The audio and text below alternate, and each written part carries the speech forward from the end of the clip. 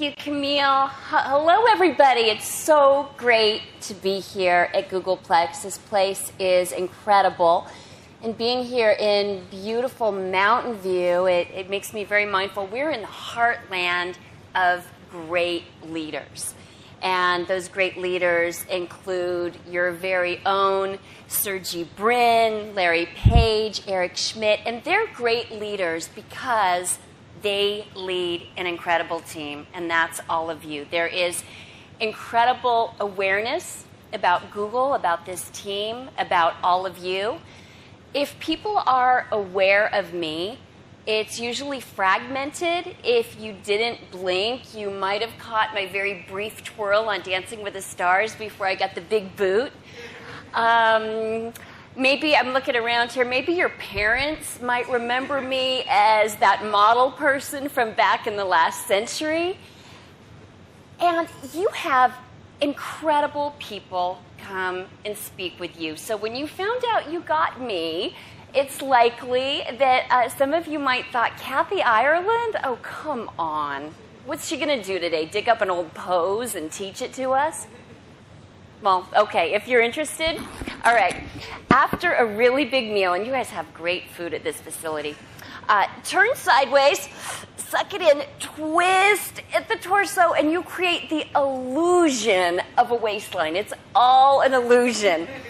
And then after indulging in desserts, which I love to do, get yourself a really good photo retoucher. Mine is a woman named Paulinda. Today with Photoshop, anything can be done. It is wonderful. So those are my biggest secrets of modeling. You can see with that pose, I was okay as a model. Certainly not super. Always knew I belonged on the other side of the lens.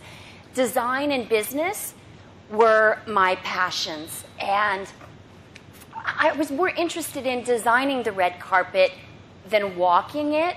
The truly supermodels who worked in that industry, when I did, included Cindy, Cheryl, Christy, Naomi, Heidi, Tyra. These supermodels were and continue to be seen and heard everywhere. I was occasionally seen, very rarely heard. Yes, my job description was shut up and pose. When I had the rare occasion to speak, a critic said that I had a voice that could kill small animals. Not a real confidence builder. Criticism can be a gift, sometimes wrapped in a really nasty package. And in order to discern if it's noise that needs to be tossed away, turned off, or if there's something we can learn from it, we've got to open it. And I had to admit, I was 25 years old. I couldn't even order a pizza. I had a really high voice, and they thought I was a kid making a prank phone call. So that criticism was a fork in the road for me. It forced me to decide if I would let the cruelty of those remarks forever silence me, or if, despite the criticism, I would speak out on issues of importance. And I'm so happy to be here with you today. It's mind-boggling to be here. We had a fantastic tour today. I mean, everybody has been so kind, from Cliff to Mike, Matt, Gobi, Abigail. It's just amazing. And your history, it's so inspiring. From 1842, when this was a Mexican land grant divided into Mountain View and in Sunnyvale, and to think, I'm excited with your stewardship what the next 5 years, 10 years, 50 years are going to look like. We know that this town, its growth was attributed to agriculture, and those seeds, they continue to germinate, to flourish, but instead of turning into plants, those seeds are the ideas that are flourishing and that are serving people globally. And for that, we thank you. You are truly amazing, and it's exciting what's happening. I'm going to share with you just a little bit about our family dynamic, so you'll understand why modeling didn't rank high on the achievement level. My husband, as well as being an emergency room physician, is a commercial fisherman. When he's not saving lives, he's killing lobster. Mom worked as a nurse. My dad worked with labor relations with the farm workers, Cesar Chavez. So great people. My husband would come home from work and talk about a life he helped save. And I'd come home and it's like, well, I came up with a new pose and you all saw it, so you know what I mean. It was a really pathetic time in my life. I mean, I'm telling you, I had a full-on pity party, the cake, ice cream hat, the whole works. I had the arrogance to expect that I ought to receive all of my fulfillment from my work, when all I had to do was open my eyes and extend my arms. There are needs all around. And with Google.org, you understand that.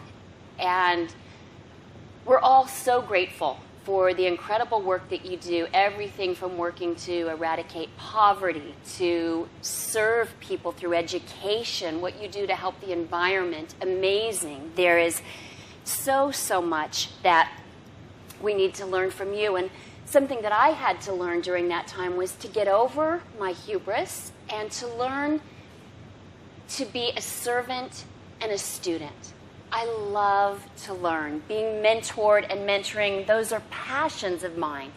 And through Google, we can be mentored by people in the present, the past, instantly. In the video, I talked about Elizabeth Taylor. If you Google Elizabeth Taylor, you'll learn about her legendary film career. You'll see gorgeous images. You'll learn about her work with HIV/AIDS. What cannot be contained even in the pages of Google is her enormous heart, and what a privilege to be mentored by this woman. In the 80s, when the AIDS epidemic was just reaching us, she was frustrated that so little was being done. Why isn't anybody doing anything? One day she looked in the mirror and she said, wait a minute, I'm somebody and I can do something. When she called her friends to ask for help, they hung up on her. She received death threats. Her business associates pleaded with her to just let this thing alone. She didn't let any of that stop her. She boldly moved forward and established the Elizabeth Taylor HIV/AIDS Foundation and AMFAR. And there is so much that she did that we will never know, because some of it wasn't even legal. But she wouldn't let that stop her. And she continues to be the Joan of Arc of AIDS, and her work continues from heaven today. Being mentored is powerful.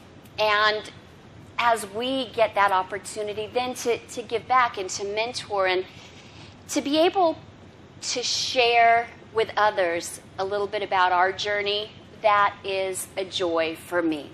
Most of my lessons I've learned the hard way. I look at failure as education. In that respect, I'm very well educated. And I hope there's something from our journey that can benefit yours as well. Today, many women are called mompreneurs. Are there any moms here today? Anybody out here? Oh, you too? Yes? How many kids do you have? 2. Awesome. And what about you? 2. And what are their ages? 5 and 8. And you never stop being a mom. I mean, it goes on and on. And it's, when I was a kid, something that frustrated me is when when her career was being a mom, that people would say, well, you don't work. It's like, what, are you kidding me? That's the hardest job in the world. And all moms work, whether we get paid or not. I can't think of anything more challenging or important than raising children. And I think sadly in our society, because a paycheck isn't attached, that the career of being a mom oftentimes doesn't receive the empathy and the respect that it deserves. But I am so happy to be a mompreneur and to share with you our journey from the beach to the boardroom and beyond. Something I love about Googleplex is you are passionate people.